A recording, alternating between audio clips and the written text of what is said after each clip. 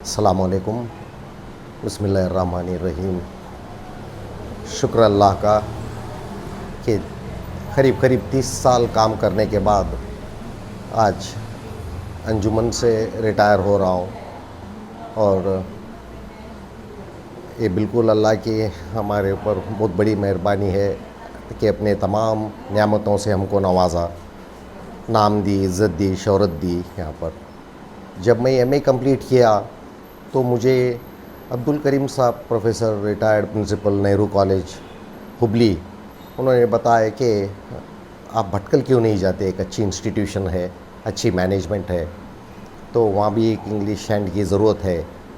तो मैंने बस एक लेटर लिखा यहाँ पर प्रिंसिपल को कि मैं अपना पोस्ट ग्रेजुएशन कंप्लीट कर चुका हूँ, मेरा रिज़ल्ट आना बाकी है, और अगर तुम्हारे कॉलेज में वैकेंसी है तो मुझे काइंडली कम्युनिकेट करो बोल के। तो इमीडिएट मुझे एक इंटरव्यू कार्ड ही आ गया। अभी मेरे मार्क्स कार्ड भी नहीं मिले थे हाथ में, इंटरव्यू को बुलाया गया। इंटरव्यू बहुत अच्छी रही, एक बड़ी पैनल, जबकि उस वक्त के हमारे जो मैनेजमेंट के मेंबर्स थे, गनी साहब थे, शब्बर साहब थे, बाक्सिरा साहब प्रिंसिपल थे, और का तमाम सीनियर्स थे। हम एक 6-7 लोग उसी टाइम पे इंटरव्यू दिए, उसी टाइम पे सिलेक्ट हुए। तो वहाँ से मेरा यहाँ पर सफ़र शुरू हुआ। It was way back in 89। एक साल वर्क करने के बाद फिर जब यहाँ पर कम्युनल वायलेंस हो, ये हुआ, और कुछ अलग प्रॉब्लम होने से मैं कुछ दिन के लिए चला गया, और बाद में 92 में आके फिर रीजॉइन हुआ, जब तब मेरा अप्रूवल हो चुका था, पोस्ट अप्रूवल पोस्ट का। तो फिर तब से मैं सबसे जूनियर था डिपार्टमेंट में। हमारे चोड़ी को वर्की कुलंगर राव साहब थे, साइमन अल्फांस बोल के एक थे, वो जो भी रिटायर हो चुके। तो उनके साथ काम करते करते हमारे यहाँ पर काफ़ी साल गुजर गए। वर्की कुलंगर साहब की अनटाइमली डेथ हो गई, और अल्फांस मेरे साथ करीब करीब 20 साल तक यहाँ रहे। उसके बाद भी मेरे फिर 10 साल यहाँ पर जो मैंने गुजारे काफ़ी रिवार्डिंग रहे। ये टीचिंग और लर्निंग प्रोफेशन है, क्योंकि एक उस्ताद जब तक खुद सीखते रहता है और खुशी से सीखता है, खुशी से सिखाता है, तो अपने बच्चों को अच्छा सही सेंस में कम्युनिकेट करता है। और ये प्रोफेशन भी इतना अकाउंटेबल और रिस्पॉन्सिबल होना चाहिए, और है भी। बोलो, भटकल में बहुत सारी अकाउंटेबिलिटी अच्छी सी टीचर की ली जाती है। भटकल के मैनेजमेंट ख़ास करके इसका ख़ास ख्याल रखते हैं कि टीचर्स कैसे परफॉर्म कर रहे हैं, क्या वो डिलीवर करते हैं या नहीं। सिंसियरिटी, उनकी कमिटमेंट, उनकी इसके ऊपर हमेशा इसका रिव्यू होते रहता है। और अल्लाह का शुक्र है कि 30 साल ये प्रोफेशन में रह के, to be liked by the students, to be loved by the general public here, in itself is a great achievement for me. And my investment that I have done over these years in the form of transacting the knowledge that I shared with the students, the resource I shared with the students, has been a very rewarding experience for me. And you know that मैं एक middle class family से belong करता था। मेरे माँ बाप के सपने थे कि मैं एक ये प्रोफेशन में आऊँ।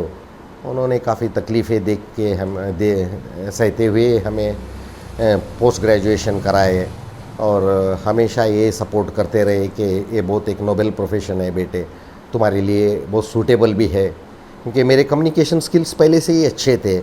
And I was a convent product, and I was a topper at KCD in English department. मेरी academically my performance was impeccable and quite good. So in that way ये तो नहीं रहा। लेकिन एक कमी हमेशा ये महसूस होती रही कि यहाँ पर इंग्लिश मेजर नहीं था, और इंग्लिश ऑप्शनल उसके बाद जो 3 subjects of equal importance introduce हुए, वो हम यहाँ इंग्लिश में नहीं ला सके, क्योंकि वो दूसरे सब्जेक्ट्स को भी कॉम्बिनेशन के अंदर सेट नहीं हो रहा था। तो ये एक कमी मैं महसूस करता हूँ। बच्चे तो माशाअल्लाह बहुत अच्छे हैं, बहुत प्यार दिए बच्चे। जनरल पब्लिक जो भटकल की है, हमें बहुत यहाँ पर सपोर्ट किए, बहुत प्यार दिए। और मुझे लगता है कि भटकल जितना वार्म है, यहाँ की hospitality and the kind of response you get from the people here will really make you feel that you should live here only. 30 years की जर्नी कोई छोटी जर्नी तो नहीं होती, बट स्टिल आई फील कि एक टीचर को कभी सेटिस्फाइड नहीं होना चाहिए, पूरी तरह से कॉम्प्लेसेंट नहीं होना चाहिए कि मैं जो किया अच्छा किया. हमेशा एक सेंस ऑफ उसको फिर एक बर्निंग डिज़ायर ये होना चाहिए कि I could have done still better, I could have given something more. And you know that it's not merely the responsibility of teaching the subject here. तुम्हें जनरल स्किल्स डेवलप करना चाहिए, subject specific skills अच्छे होना चाहिए बच्चों के, and in addition to this the communication skills which carry us a long way in our journey of life and take us to greater heights. इस पे मेरा ज़्यादा फोकस रहा है कि बच्चों के कम्युनिकेशन स्किल्स. ऑफ कोर्स बच्चों को हम बेसिक इंग्लिश में हफ्ते में 3 बार मिलते हैं. टेक्स्ट बाउंड नहीं होना चाहिए टीचर को. Whatever you teach, the text should get related to the context. ये हमेशा बहुत इम्पॉर्टेंट है. और आपको मालूम है कि टीचर्स के भी वो भी एक इंसान है. Nobody is perfect as such, nobody is a paragon. We all go through good times, bad times. और इसके अंदर मेरे फैमिली का सपोर्ट भी मुझे बहुत रहा, ख़ास करके मेरे शरीक हयात मेरी wife Mrs Reshma has been a source of great strength and great support to me in all the phases that I have come across, and I braved all this journey with the support of my family members. Particularly my wife has stood by me in thick and thin, and I should be very grateful to her and acknowledge with gratitude for all the support she has given to me, and she has been a very noble companion to me in my academic endeavors also. जी. और यहाँ के बच्चे English convent से आने वाले ही थोड़ा नहीं, ये एक जनरल मिसकंसेप्शन है कि कॉन्वेंट के बच्चे because they spend a lot of time with English language there in the schools, थोड़ा एडवांटेज तो रहता है. But the Urdu medium boys also have fared equally well, they have also been equally competent. अभी हमें ये देखना चाहिए कि इनका लर्निंग कब से शुरू हुआ, क्योंकि अगर इंग्लिश 6th 5th 6th को स्टार्ट करते हैं, वो प्राइमरी से स्टार्ट करते हैं, तो एक लेवल प्लेइंग ग्राउंड नहीं होता. एडवांटेजियस पोजीशन में होते हैं, लेकिन as far as the scores go they have been on par with the convent students also. हाँ, लेकिन एक चीज़ क्या है, बच्चों में कॉम्प्लेसेंसी ज़्यादा है और हमारे बच्चे बहुत रिलैक्सड है. ये जितना अचीव कर सकते हैं उतना नहीं कर पाते या नहीं करते, for the simple reason that they don't put in that amount of time, that amount of energy and that passion. Otherwise, you know that when they go to for jobs, whether it is in corporate world or in the Gulf or even in any other job, they do exceedingly well, and this speaks of the talent and the caliber they possess. ये साफ दिखाई देता है. अब रही बात communication skills, आजकल जो रखता है वो ग्रीन कार्ड रखने के बराबर है. And you know English language is called as a window on the world, and it's a language, universal language. And that is why it is said that 3 things dominate the world. One is petrol, then the euro dollar, and English language. And if you are really well versed with English language, the employer is not merely interested in seeing your marks. He wants to see the overall personality of how promising this candidate is. And one thing that what I feel is that earlier we had co-education here in almost all the faculties. काफ़ी बड़ी strength होती थी, classrooms पूरे packed होते थे. BA में भी कम से कम 120 130 एकदम कॉमन ये था. बीकॉम में भी करीब 150 बच्चे हुआ करते थे. और बाइफर्केशन के पहले तो पीयूसी भी हम डील करते थे, तो strength was not at all a problem. बाद में बाइफर्केशन तो हुआ और इधर से को-एजुकेशन भी सेपरेट हो गया. उसके वजह से थोड़ा हमारे स्ट्रेंथ को ये किया. लेकिन हमारे अंजुमन के एम्प्लॉइज़ के बारे में ये कहना चाहता हूँ कि बहुत डेडिकेटेड टीचर्स है, बहुत अच्छे टीचर्स है. They have to be groomed, and you know that any good hand that you want to employ here, if we deserves higher wages, we should try to see to it that retainment of faculty in the institution. अगर एक teacher 10 साल 15 साल के service करके यहाँ से चला जाता है तो वो अपना रिसोर्स ये सब पूरा लेके जाता है। अब अप्रूव्ड टीचर्स तो काफ़ी रिटायर हो चुके। अब जितने भी हमारे साथ हमारे बैचमेट्स थे, they are all wonderful teachers, very good human beings, very supportive. The principals also have played their role. Managements change होते रहते हैं and they are interested with the responsibility of bettering the fortunes of Anjuman. और इसमें हर management का अपना contribution रहा है and I would like to see that Anjuman staff is a miniature world here के तमाम डिफरेंट रिलीजन के लोग, डिफरेंट कास्ट के लोग, डिफरेंट क्रीड के लोग सब मिलजुल के जो यहाँ पर एक दूसरे को कभी भी कंधे से कंधा मिला के काम में साथ साथ चलते हैं और अच्छे वक्त में बुरे वक्त में जो साथ तुम्हारे ठहर के रहते हैं, that is really commendable, that you don't find in many other colleges around here, and that really wins the heart of anybody who comes over here to Bhatkal. और भी कुछ है तो कुछ और कुछ बोलना है तो बोलिए। यही बच्चों को ये मैसेज है कि एक स्मॉल एनोलॉजी ड्रॉ करना चाहता हूँ।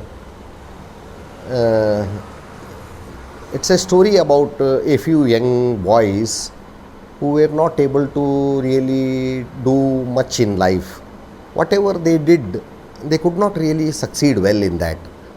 One day, someone told them that a great rishi or a sage has come and he is staying in the mountains far away, and you can seek his advice as to what you should do, and his advice will be very useful, beneficial and profitable. He is a very wise man. And some 5-6 young people, they decided to go and meet him. And it was a journey of about 8-10 miles to be covered, and a river was also there. They had to cross, and they took the trouble of crossing the river, and it took them about 2-3 hours to reach there.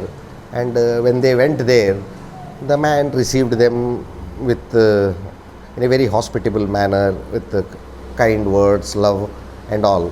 And they asked him that what we should do and how we can succeed in life. And he said, okay, in whatever you do, be sincere, be honest, and be accountable for what you do. And he said, okay, now you are going back, it's almost late in the evening and it may be late for you. While you are crossing the river, make it a point that whatever you can gather from the bottom of that river and whatever you can take, just take it and fill it in your pockets and you go back. And they said him, yes, we will do it. And they started their way back home. When they came to the river, it was almost up to the chest high. They remembered the words of that wise man and they started picking up the whatever came. And they felt it is all sand, pebbles, stones and all. And some filled it 1 packet, some filled 2 packets, others filled there, and some were able to store it even in their banians and all. And 2 or 3 youths, they just took a handful. And others felt, what's the use of carrying these pebbles, stones and sand from this river? We can get it anytime, we can come and collect it. Like, that's what they did not take much. And they reached home and it was late night.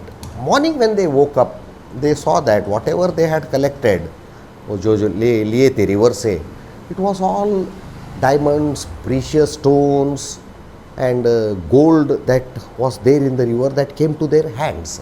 What's the moral of this story? I don't know what the message of this story. The students who have come here for higher education at degree level for Anjuman, it is a river that has all these pebbles, the precious stones, the gold, the silver, whatever it is. And how much you are going to pick up, what you are going to pick up will be your name. Because your elders, your teachers will all tell you about the importance of knowledge, the power of knowledge, and how learning and how good resource will help you in life later. So you can compare this river to Anjuman. And all that you gather from here is the knowledge that you are going to imbibe in the course of your study for PUC, for degree, and all that you will take up here later, you should not have a regret like the 2 or 3 youths who just had a golden opportunity of collecting the things, but they did not really utilize that opportunity, and they did not pay the heed to the advice given by that sage or the hermit who was staying there in the mountains to the young people.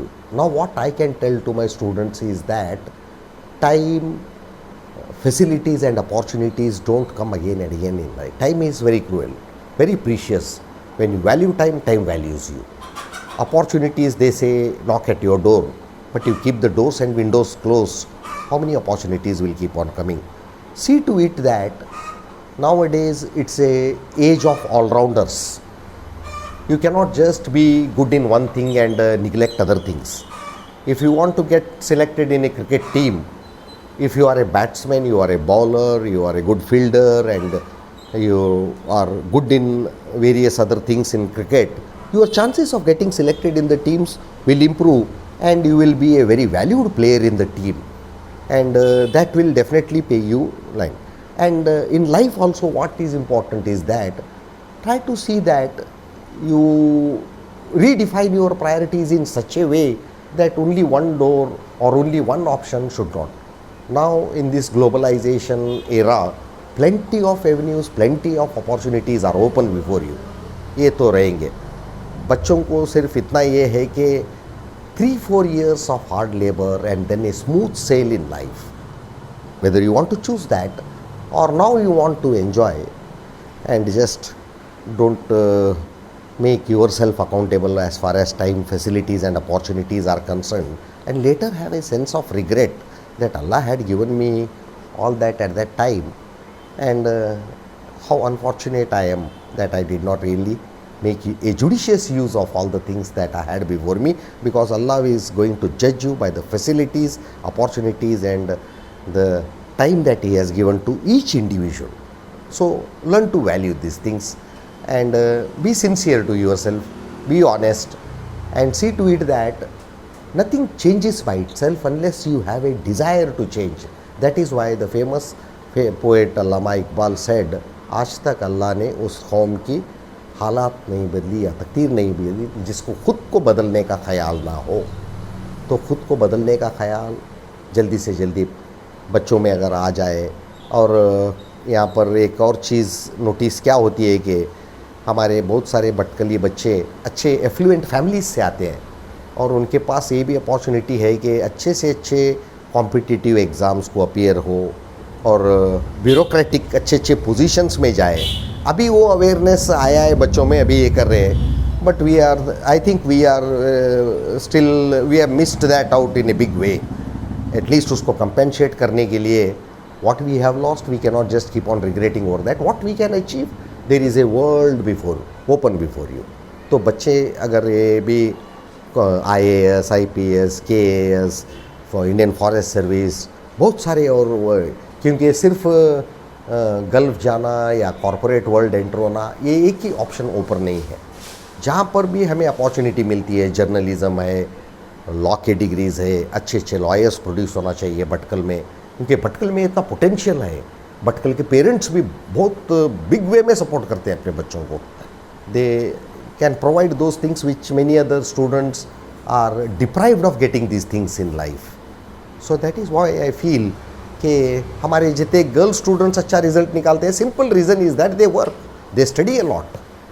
Boys are also equally good here, and the main difference between them is that ये ज़्यादा regular नहीं होते, ज़्यादा पढ़ते नहीं, exams के करीब थोड़ा बहुत खोल के ये कर लेते हैं and still manage to get second class, first class. But अगर ये बच्चे इसका अगर सही ये करेंगे तो रिज़ल्ट्स भी अच्छे रहेंगे, लाइफ में भी कामयाब होंगे. एंड आई थिंक मैं specially if I will be missing out कि मेरे तमाम कलीग्स जो मेरे साथ काम किए, कुछ तो उसमें भी मरहूम हो गए, नहीं भी रहे उन्होंने, और तमाम हमारे MK शेख, इंडिकर सर और मलिक सर, हमें सब लोग एक ही टाइम पे शुरुआत किए थे. सब बहुत अच्छे मेमोरीज़ हमारे साथ जुड़े हुए हैं.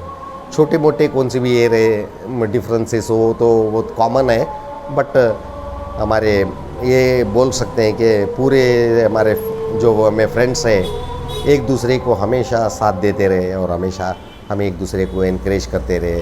In good times, in bad times, we were always there with our friends.